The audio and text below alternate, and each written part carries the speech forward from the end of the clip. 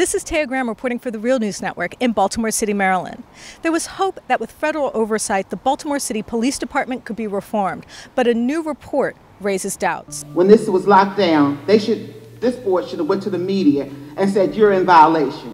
It was a scene of tension and anger with Baltimore police. Everything in the city is related to race and the disparities that exist, not just with the police department. Residents of the West Baltimore community, Harlem Park, voicing their outrage last year about an extended lockdown of their neighborhood. The police cannot police the police. What we're dealing with in Baltimore City is a criminal organization. For roughly a week after Detective Sean Suter was found shot in a nearby alley, police cordoned off 6 blocks, forcing residents to carry papers, subjecting them to pat-downs and searches. And now a report from the federal monitor tasked with overseeing the consent decree between the Justice Department and Baltimore City has determined that these tactics were illegal. The perimeter was held for an extra 3 days, and during those 3 days, people's freedom to travel was restricted. A profound finding for a department that was already under the decree at the time of their lockdown. And a revelation that did not surprise State Senator Jill Carter, who called the Harlem Park meeting. The report said that the police implemented unconstitutional practices in Harlem Park. Does that surprise you? Of course not. It was a no-brainer that cordoning off that community, especially when we were already under a consent decree, was really, it was astounding that they even did it. But I think that what is a little troubling, more than a little troubling, is the focus seems to be on length of time of detentions, as opposed to the idea that the entire community should not have been locked down. And especially in a city where we have about, I believe the number is around 170 homicides this year alone.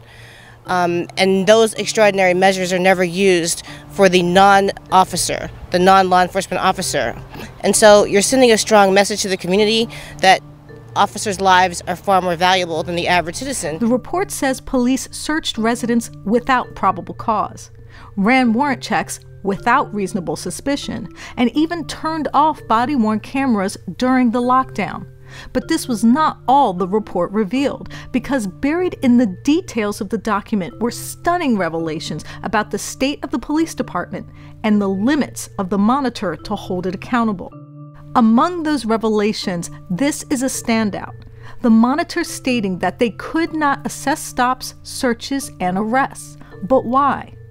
According to the report, thousands and thousands of poorly organized paper records which would be impractical to assess. The bottom line, the primary area where the Justice Department found the Baltimore City Police engaged in racial and unconstitutional tactics is beyond the purview of the monitor tasked with fixing it. It's another aspect of policing that David Roca of the ACLU says raises more questions than answers.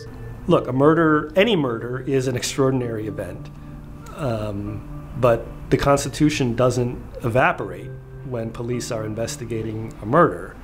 And when they're investigating the murder of a police officer, perhaps that's the most important time when the constitutional limits ought to be adhered to, because that's when there's likely the greatest incentive on the part of the police to violate. And is troubling for a department that, for now, remains seemingly inscrutable.